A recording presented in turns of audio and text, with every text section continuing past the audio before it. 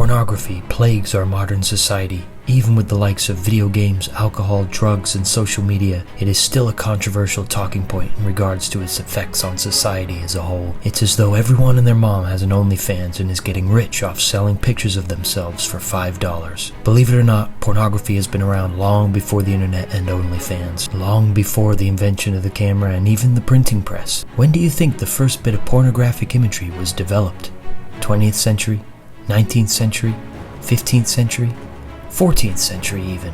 What if I told you the earliest sign of pornography was dated back over 35,000 years ago, to the days of the caveman? Today we will be exploring how human sexuality and the depiction of erotic content has evolved over time. Let's begin as we delve into a subject that has intrigued and fascinated humanity for centuries.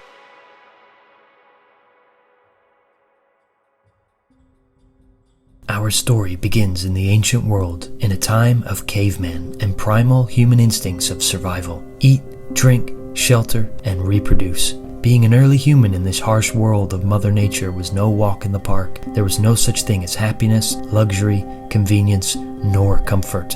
In fact, almost every day you existed was sheer and utter survival at the most primal level, having to go out and find food, clean water, and if you were lucky, a mate. If you were to look at dating today versus this period of human history, you would have a strong argument that dating in today's world is significantly easier and significantly less stressful. Imagine after you've done all this work to have your basic necessities of being able to hunt and acquire food consistently, which in a day and age of using sticks for almost everything was not easy. Then having access to clean water, dodging predators like bears, lions, crocodiles, venomous snakes, and whatever else is out in the wild that can kill you. Only then can you begin to think of acquiring a mate in order to reproduce. So it's no surprise that almost 40 millennia ago, cavemen would paint pictures of some beautiful cave woman that they saw across the field with another caveman for their own dopamine hit and future pleasure. Beauty and sexuality throughout history has always been a valuable commodity since primal humans. However, it became a pillar of society when it came to civilizations like the Egyptians and the Greeks, who openly celebrated their sexuality through art, literature, and rituals. These depictions of beauty and sexual acts served various purposes, from religious ceremonies to fertility rites. The word pornography is a conglomerate of two ancient Greek words, pornos, fornicators, and graphene, writing, recording, or description. The related term porn or prostitute in Greek originally meant bought, purchased, similar to pornane, to sell, from the Proto-Indo-European root per, to hand over, alluding to the notion of selling. In the Greek language, the term pornography connotes depiction of sexual activity. The word pornography was originally introduced by classic scholars as a bookish and therefore non-offensive term for writing about prostitutes, but its meaning was quickly expanded to include all forms of objectionable or obscene material in art and literature. Fast forward to ancient Rome, and when we discover the ruins of Pompeii, a city preserved in time after being covered by ash from a volcanic eruption in 79 AD from Mount Vesuvius. Hidden within these ancient streets were explicit murals, mosaics, and even household objects with sexual motifs, providing us a glimpse into the private lives of the citizens of this wealthy town. However, with the rise of Christianity, attitudes towards sexuality and eroticism underwent a significant shift and transformation.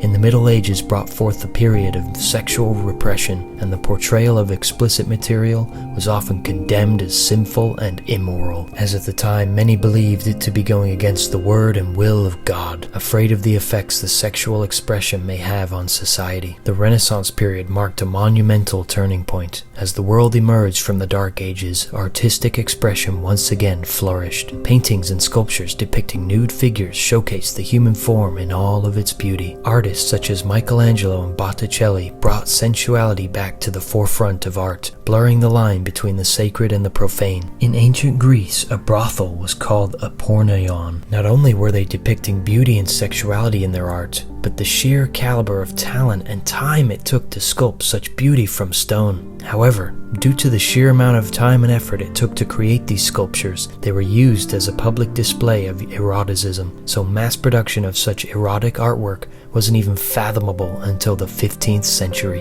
The 15th century witnessed a game-changing invention, the printing press. With the mass production of books came the emergence of erotic literature. These clandestine works circulated underground, appealing to a niche audience hungry for explicit stories and imagery.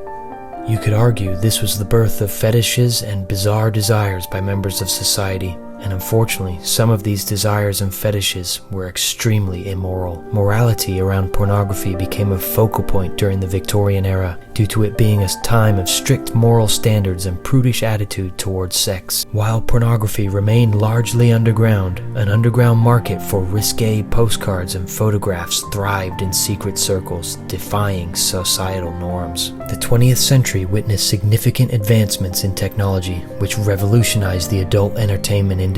The advent of photography, film, and later the internet opened up new frontiers in the realm of pornography. From the earliest stag films to the birth of the adult film industry, explicit content became increasingly accessible but remained a topic of societal controversy. The controversy was usually centered around the morality of the adult film industry and whether the effects of watching adult films was detrimental to society. The center of concern is in regards mostly to men, due to the nature of how much harder it is for men to fornicate with women in today's day and age. Pornography is seen as an easy cop-out for men to achieve the same feeling as having sex, yet they are getting used to being a voyeur to the act. Adult films can have a severe negative impact on men, not only in regards to the cheap dopamine hit and how addicting it can be to watch, but how it can affect the psyche of young men and how they view sex.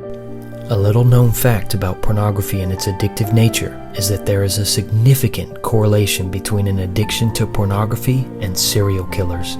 Ted Bundy stated in an interview, "I've lived in prison for a long time now, and I've met a lot of men who were motivated to commit violence just like me, and without exception, every one of them was deeply influenced and consumed by an addiction to pornography." No doubt the effects of pornography and its ease of access is something we will not see for years to come. As the new generation of young men and boys grow up with smartphones in their hands, will we see a significant rise in the number of violence committed by young men?